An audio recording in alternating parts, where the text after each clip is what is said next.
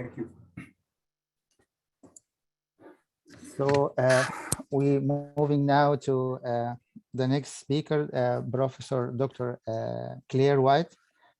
She's Associate Professor of Civil and Environmental Engineering and the Adlinger Center for Energy and Environmental at Princeton University in the United States. Professor White is, in her postdoc, she at Los Alamos National Laboratory, she awarded a director a postdoctoral fellowship to research the atomic structure of low CO2 alkali activated materials. And she joined Princeton University in 2013, where her research focuses on understanding and optimizing engineering and environmental materials, including sustainable cement and materials for carbon capture, utilization, and storage. Her research span multiple lengths and time scales, utilizing advanced synchrotron and neutron-based experimental techniques, and includes the use and development of atomic and multi-scale simulation methodologies. She is a recipient of many awards, including NSF Award, RILEM medals, and many others. Professor White will give us a talk today about predicting relative reactivity of alkali earth aluminosilicate glasses in alkaline environments. Can you hear me? We can hear you. Okay. Can you share your slide, please? My computer has now frozen, which is exactly the time that you want it to happen. So there's a couple of options, one of which is for me to shut down my computer, start it back up again, and then have it working. The other, as I've tried right now, is to do Control-Alt-Delete. Can you? Here we go. Yeah, it works. Here we go. Okay, so if you can see the slides, you see the slides? Yes, we can. Oh, that's awesome. All right. Oh, in the nick of time. So thank you for that very kind introduction. Today, what I'm going to be talking about is these alkali earth aluminosilicate glasses, and specifically how they relate to Portland cement, well, use in Portland cement as clinker substitution. In case people have bandwidth issues, I just turned off my video. What I should also say is the work that I'm presenting today has been done by my former postdoc and PhD student, Kai Gong. He's now a postdoc at MIT working with Elsa Olivetti. And so he's the one who's been doing all of the simulations I'm going to show today. So before we talk about these aluminosilicate glasses, I just want to give a little bit of an introduction on what my research group does. We focus on the material science of engineering materials, and specifically the two types of materials we focus on are blended and alternative cements. And then we also work in the realm of carbon capture, utilization, and storage. And for these materials, we use material science approaches to really understand and discover what's going on at the atomic and nano length scale. And therefore, the information that we uncover can help inform some of the processes that are going on at larger length scales, albeit that there is phenomena that manifest themselves at the micron length scale and above that is also very important. So we do this research using both simulations and experiments. So this is the research domain that my group fits into, and we're really informing what's going on at the larger length scale. To give you a bit of a flavor of some of the recent projects that have been going on in my group, we spent quite a bit of time looking at the molecular structure, formation mechanisms, and degradation routes of different types of cement gels, those that are found in Portland cement, and also low calcium gels, such as those found in alkali activated materials. We've been looking at alkali activated flash calcined metakaolin as a way to make concrete, and particularly with trying to reduce activator concentrations. both because the activators are the main source of CO2, and also there are some concerns people have with their highly caustic nature.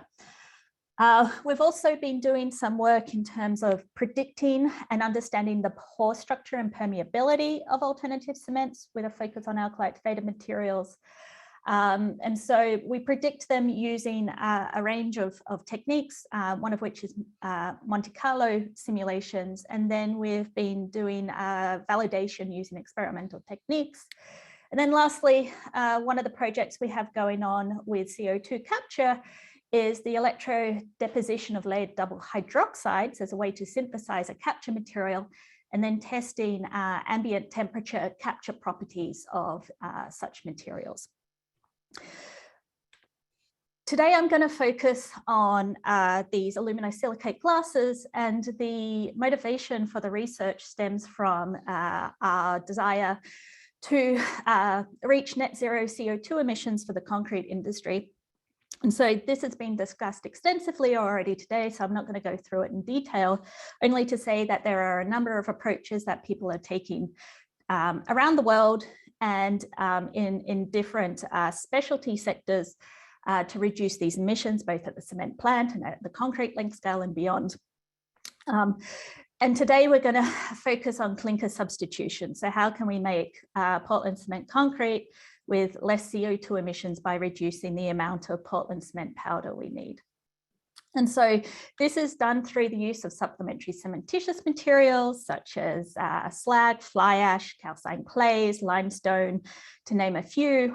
There's been quite a lot of discussion already of existing supplementary cementitious materials and also emerging or relatively new SCMs. Now, the one thing with SCMs is there's a huge variety of SCMs that are available, and even within a class of SCMs, such as, say, blast furnace slags, there's variability in terms of the chemical composition and even which phases exist in the SCMs. And so what this means is that if you're adding SCMs to concrete, it depends on the type of SCM that you're adding as to how much you can add, because this is dependent on its reactivity. And therefore, if you've got SCMs of different reactivities, you can also be getting different properties for the resulting concrete. And so it's not just Portland cement concrete where these SCMs are important for understanding reactivity. There's others such as alkali activated materials. So this is in the past hasn't been so much of an issue because people have understood quite well how much slag, say blast furnace slag you can add, how much class F fly ash, how much class C fly ash, how much silica fume. Whereas now we're looking at new types of SCMs that don't fall within the existing classifications.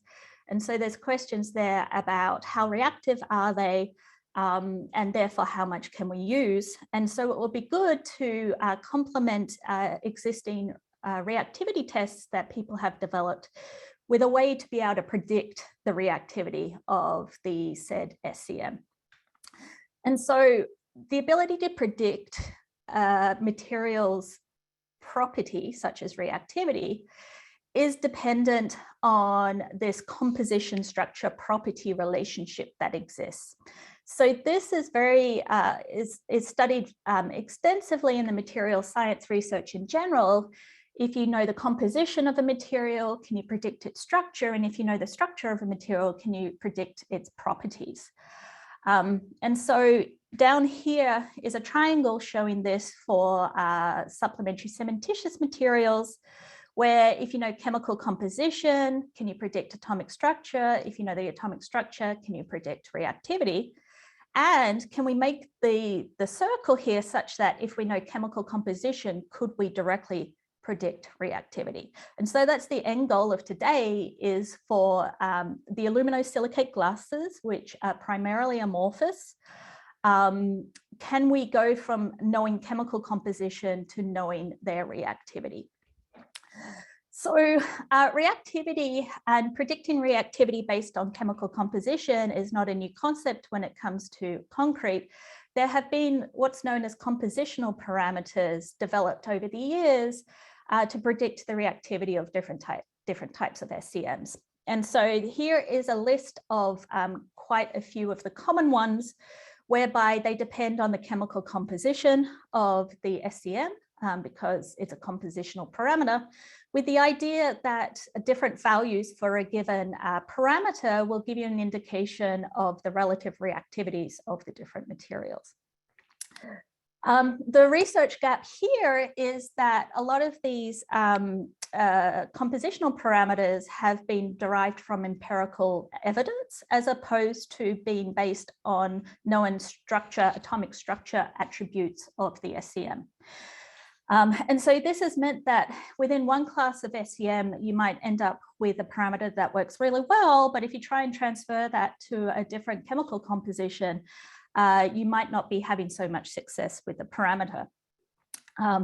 So today what we're trying to do is ideally get to a compositional parameter whereby we've developed it based on how the chemical composition dictates the atomic structure that forms, and therefore also linking atomic structure to properties such that we complete this loop here and ideally go directly from chemical composition to reactivity.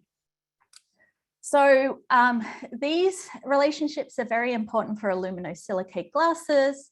The main challenge is how to obtain the atomic structural information. And so a promising direction, which we've used today, is combining atomistic modeling, and particularly today we're using force field molecular dynamics with scattering techniques such as synchrotron X-rays and neutron scattering. And particularly, we want to use the experimental techniques to validate the atomic structures that we generate. So I'm going to go into a little bit of detail here in terms of the atomic structures that we've been able to generate for different chemical compositions of the aluminosilicate glasses, their validation, and then linking those atomic structures with the reactivity of the glasses that were actually studied in the literature using experiments. So we've actually got reactivity data, and we're trying to work out how to link these two together. And so particularly for this link, we call them structural descriptors. Can we, based on the atomic structure, plug in structural descriptors that then predict the reactivity? And then lastly, we want to complete this link here with number 3, which is uncover a compositional parameter. Today, I'm going to talk about one compositional parameter, but we've done a couple of different parameters in terms of their derivation and assessed their ability to predict. So in terms of force field simulations, we've been using the Padone force field. There's details here in terms of how the force field looks. We've created multiple structures for 18 distinct chemical compositions. We've used a particular software that's shown here. And to create the glassy structure, we've used this melting and then quenching approach, whereby at the end we have 500 structural snapshots for a given chemical composition that we get information about atomic structure. The experimental data that we use for validation is total scattering and subsequent pair distribution function analysis, which is able to give you information on the local atomic structure of disordered materials. And so in terms of, can we actually generate realistic atomic structures from a given chemical composition, this is what's discussed here. So I'm showing a typical slag structure from molecular dynamics. I'm showing here how the simulated structure, what its pair distribution function looks like, what its local atomic structure looks like, and comparing it directly with experimental data. And doing this for a range of glasses. We've done it actually for 8 different chemical compositions. We find there's good agreement with both sets of PDF data, the experimental data, and we can capture both short range and long range ordering that exists in these glasses. And we can go on further to validate against other data that's available in the literature, such as the bond lengths that exist in these glasses. So here what we have is the different bonds and then an atom-atom distance at the bottom.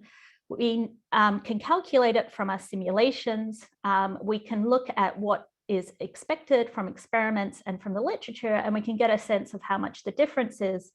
And so we're able to accurately predict the interatomic bond distances. And similarly here, this is the coordination number. So if you look at how many oxygens are around given elements, we can compute that for the atomic structures and get this data here. And then we can compare it to what's in the literature and get an idea for how accurate our simulations versus what people see in the literature. And so without going into a big comparison here, what I'll tell you is the coordination numbers also agree with literature. And if you're interested in finding more about these structures, we've published a couple of papers, one is which is in Physical Review Materials, and another one which came out in CCR recently. So yes, we've been able to do this first step, and that's not surprising. All of the molecular simulation approaches, there's quite a few robust molecular simulation approaches you can use to generate atomic structures from chemical composition. So the next thing that's of interest is, can we actually do the link between atomic structure and reactivity? And so the reactivity data I'm going to show has been, we've actually sourced it from the literature for aluminosilicate glasses that have specific chemical compositions. And so now what we're going to do is take our atomic structures and see if we can generate these structural descriptors that link atomic structure to reactivity. So that's what we're going to do here in part 2. We have 2 different structural descriptors that we've derived, one of which we've called the average metal oxygen dissociation energy, A mode, and the other one, which I'm not going to talk about today, but we've also published on, is the average self-diffusion coefficient at melting. And we're also going to compare it to a structural descriptor that's often used in the glass literature and has also been discussed when talking about SEMs with concrete, is what's known as the extent of depolymerization. And so this is, this is a measure of the number of non-bonded oxygens you have in your structure over the number of tetrahedral atoms. And so you can either compute this from an atomic structure, or you can actually get it from chemical composition, which, if that's the case, it's known as a compositional parameter. So we're going to benchmark the performance of these 2 structural descriptors against this extent of depolymerization parameter. So I'll tell you a little bit of background about what this A mode parameter we've derived is, this average metal oxygen dissociation energy. So we take an atomic structure, and for every element, we can work out how many atoms in the structure there is, what's the average coordination number, all of those atoms, and we can get from the literature this metal oxygen bond strength. So we can get bond strength information for bonds such as silicon oxygen, aluminium oxygen, calcium oxygen, magnesium oxygen is what we've done here. And then it's just normalized by the total number of atoms in the box. And so what this gives is a value where the lower the value, the easier it is to break the bonds. So it's easier to dissolve the said material, and therefore we anticipate it to be more reactive. So now what we're going to do is compare A mode values for given atomic structures that we've derived and compare them to the experimental reactivity data that is presented in the literature. And so here is the first comparison, whereby the experimental reactivity data is it's going to be in different forms, one of which is the isothermal calorimetry first peak in terms of where it sits in hours, where if you have a peak that exists at shorter hours, that's telling you that the material is more reactive. If the peak is at longer hours, then that's telling you that the material is less reactive. And so what we see here is there's an expected trend whereby a low A mode value tells us we have a very reactive material, and a higher A mode value, we have a less reactive material. So this is interesting, but it's got 4 points. So you can say, okay, it's an okay kind of fit that we have there. We've also done similarly for quantifying against thermogravimetric analysis data, and particularly the amount of bound water content in the paste after a given period of time, because the bound water is directly related to the amounts of binder gel that is formed, and therefore you anticipate to have more bound water for a more reactive material, which is what we see here again. Lower A mode, we've got more bound water. Higher A mode, we've got less bound water. Now we've only got 3 points here, so you can fit a linear line pretty much to any kind of 3 points that you have and still get quite good correlations. Where we really see some good performance, though, is when we've been comparing to X-ray diffraction degree of reaction data. And so here we've got 8 different chemical compositions whereby the experimental data has been determined from the literature. We've obtained it from the literature, and we're plotting the corresponding A mode from the atomic structures that we derived from force field molecular dynamics. And what we can see here is there's quite a good linear trend between the experimental data and the A mode value that we calculate. And it ranges from compositions of blast furnace slag to Class C fly ashes to Class F fly ashes. I've also noted here what is the anticipated A mode value for metakaolin, but note that we haven't normalized by the specific surface area of metakaolin. On the other hand, these data have been normalized for specific surface area.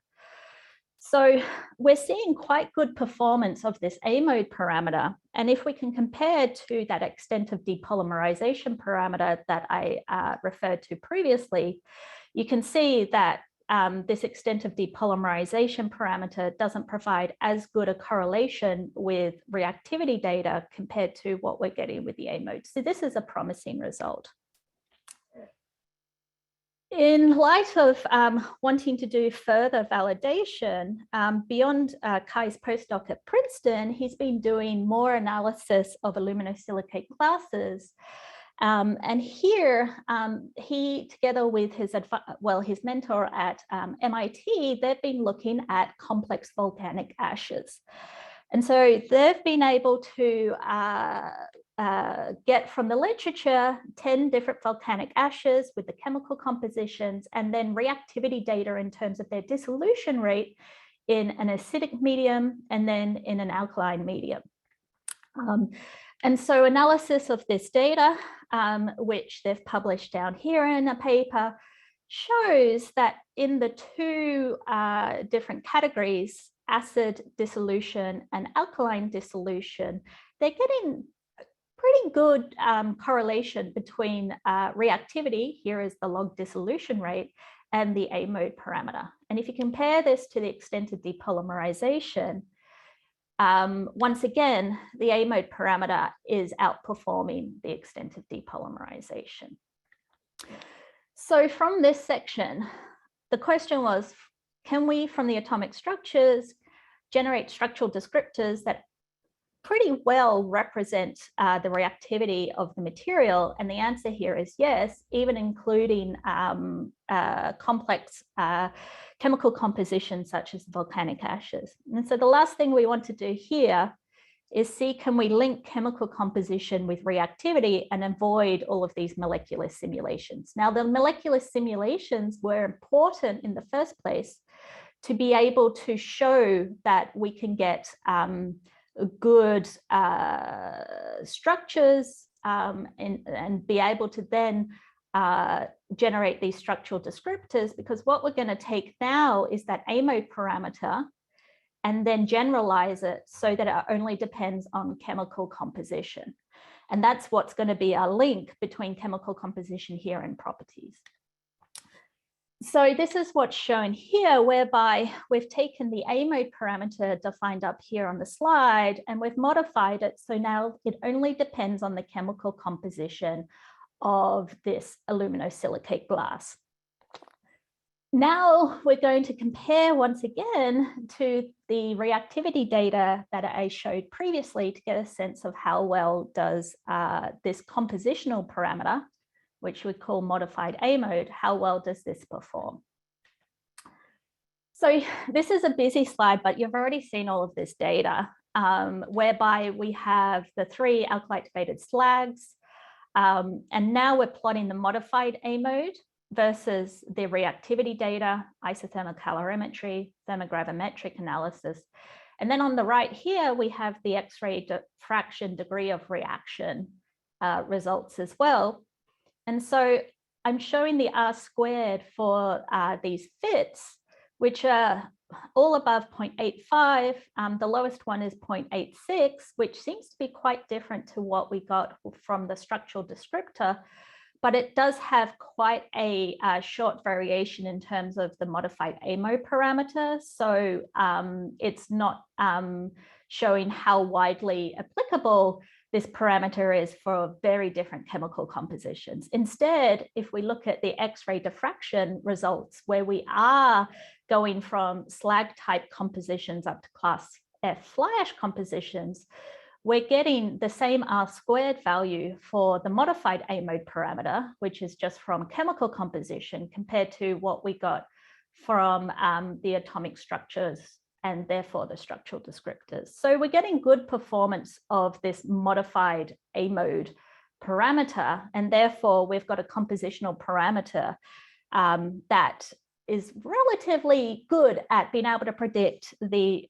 relative reactivity of an amorphous aluminosilicate glass that doesn't have secondary phases in there, such as crystalline phases that are less reactive. So that's the caveat of what I'm showing here.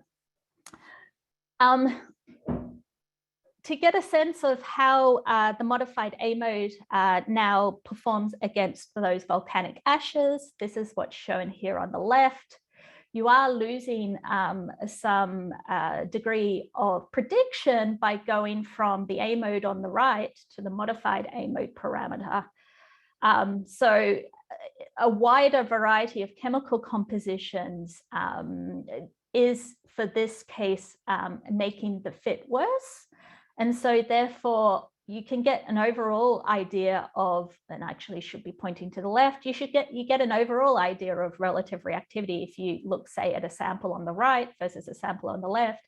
But if you look in the region, this is known as the basaltic region for these volcanic ashes, the reactivity has not been accurately predicted using this modified A mode parameter. And so work is ongoing to see if we can get a compositional parameter that is more appropriate for this very wide-ranging chemical compositions. Lastly, for this compositional parameter, I wanted to compare to existing compositional parameters that exist in the literature to benchmark this new parameter that we've derived. And so on the left is our results. And on the right here is the results for 4 different compositional parameters, K3, K5, K13, and K15.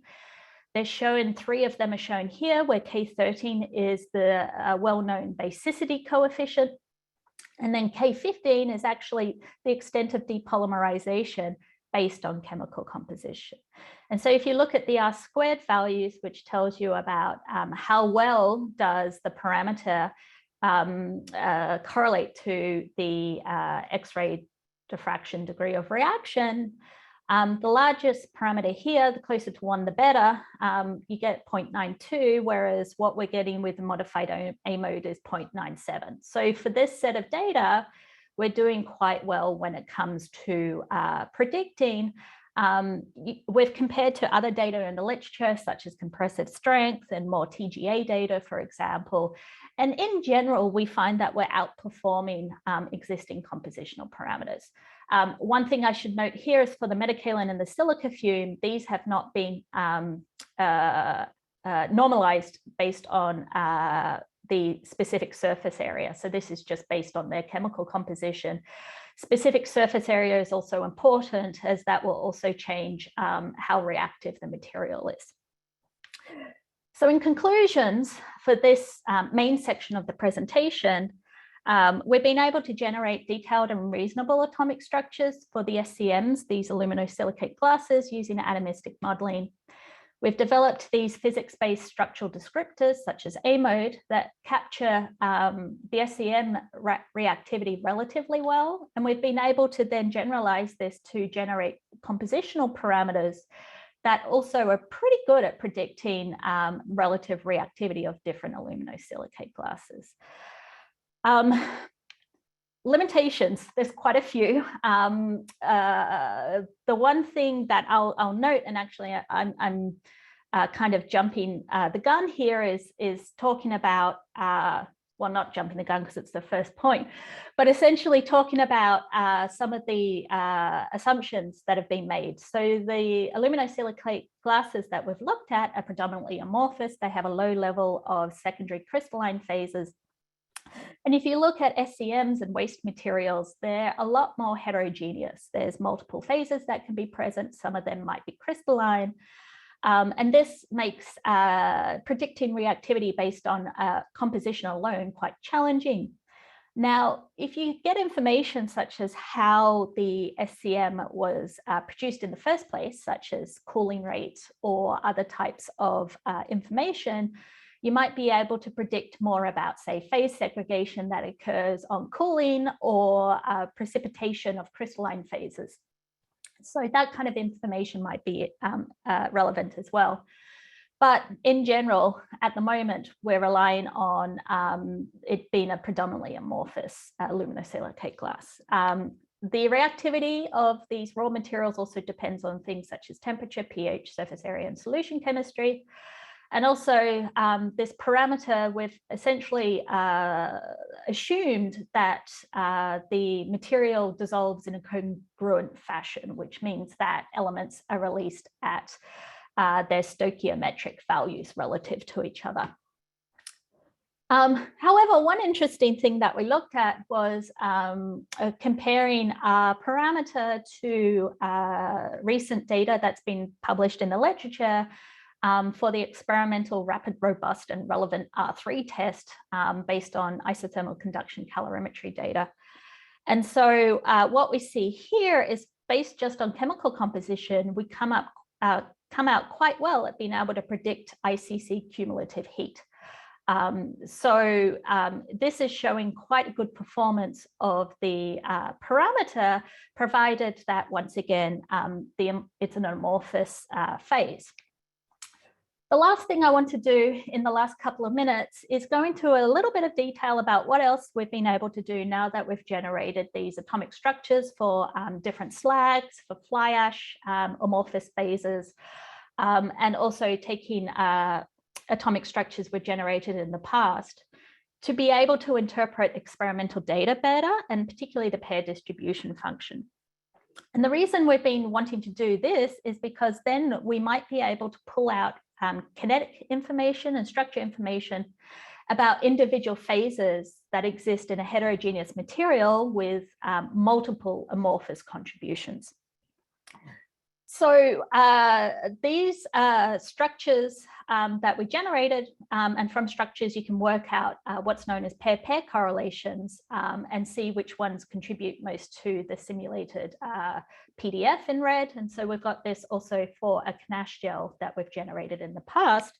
And from this, we've been able to fit to pair distribution function data, and from that get information in terms of kinetics, and specifically for different phases that exist in the sample, how those phases evolve over time. And so we've been able to look at reaction kinetics, and we're trying to get at reaction mechanisms as well.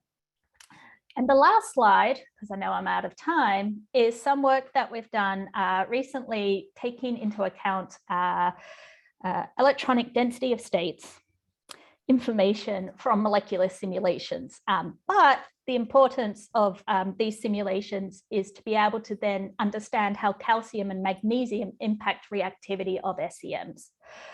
So these were density functional theory calculations. I'm not going to go into the details, But what you're looking at is the band structure, and it's particularly, well, from these simulations, what we can get is information on the valence electrons. So the electrons involved in bonding, because that'll give us an idea of how quickly different elements can be released from the material.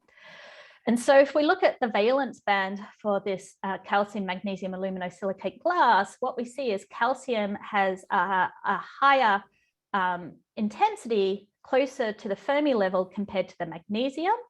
And this explains why calcium-based silicate crystalline materials tend to be more reactive than the magnesium-based crystalline materials.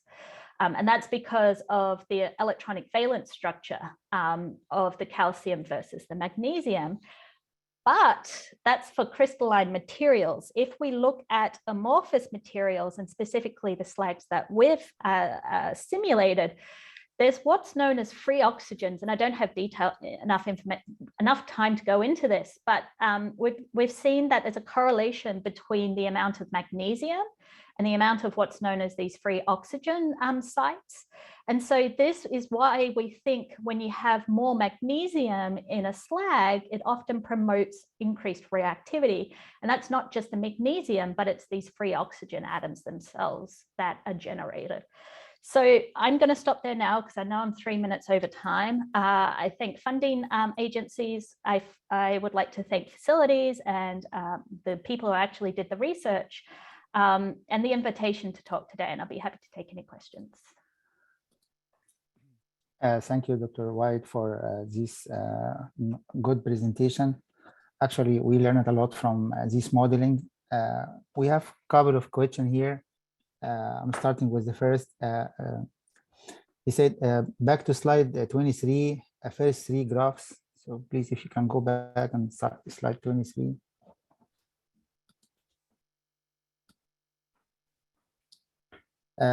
He said, these 3 graphs shows limited number of data points to specifically rule out the trend and the claim.